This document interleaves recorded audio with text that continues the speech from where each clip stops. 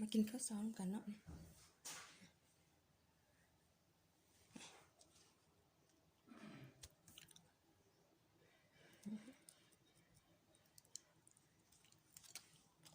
ปลาหมึกเนาะ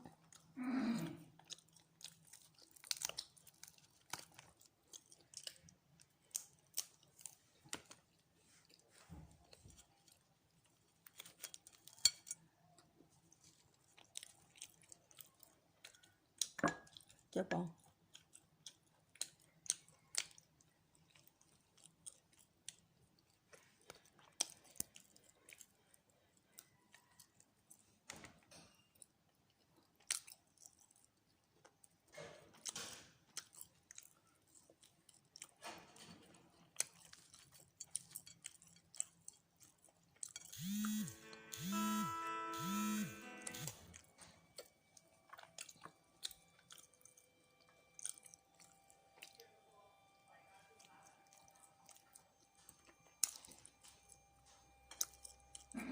ต้มปลา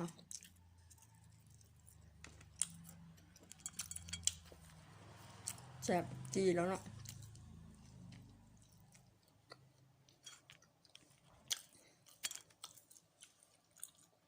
จะบอกเขากัน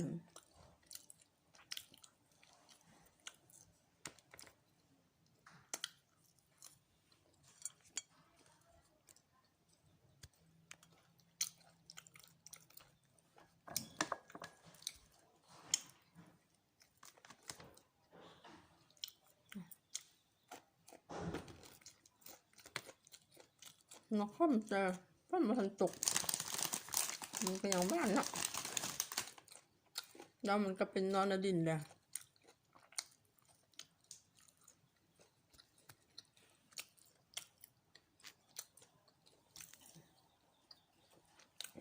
ก็จีแซ่บ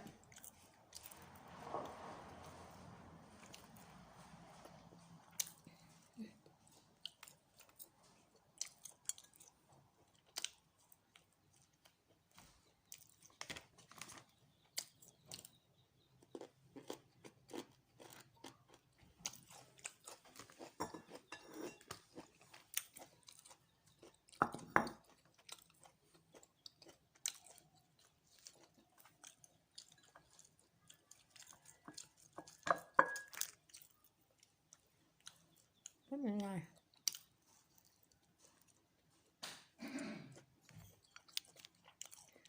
เขากันอยู่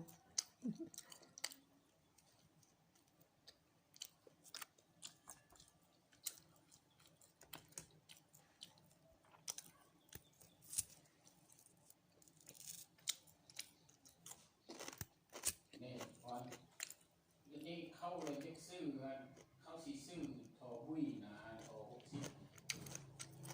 ไปส่งอยู่คุณเด็กตอนขับทางนั้นแหละบ้านเอาหลงเมื่อบ่ทันเอารถคันเดียวดูแหละต่อไปแล้วเอาเจ้าให้เขาเขากระหู้ละเอียดแต่มันไล่คนเอานางนี่นะนางนี่นะพี่น้องไอ้สงครามนี่เนี่ยเราเห็นมันบอกนางก้อนางแก่นี่นะแล้วราคาเจ้าโลกเอาเองเนอะบอกเบอร์เขาแล้ว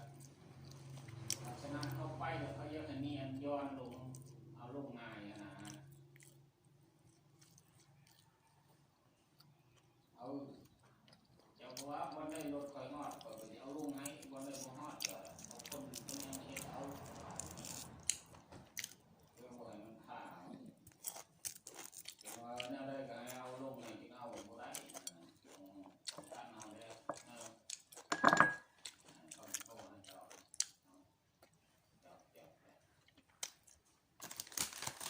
กินฝรั่งต่างประเทศเนาะจะก็คือฝรั่งผสมลาว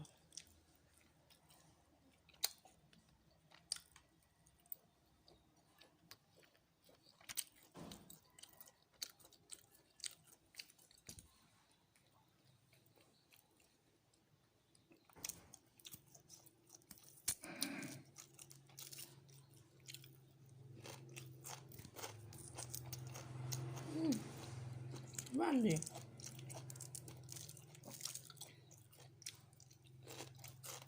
ไม่น้ำมันเลยโอเคนะ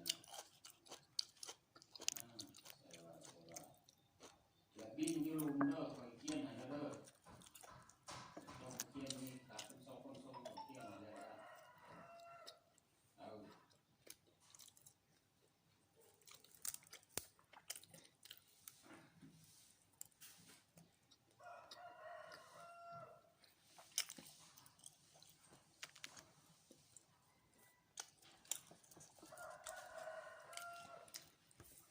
คุณครูว่ามีมือแกะ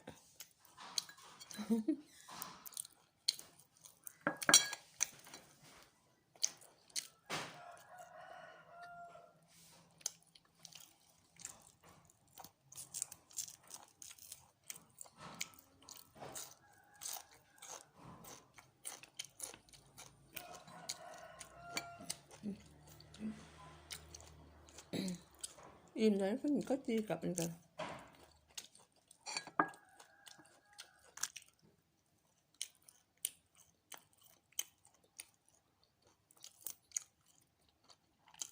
ต้อง3,000เนาะคุณโดนได้3,000คุณผู้เดียวเนี่ย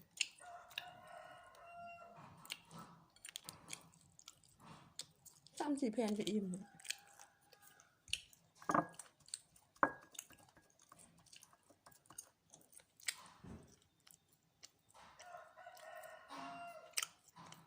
ลูกโดดต้ม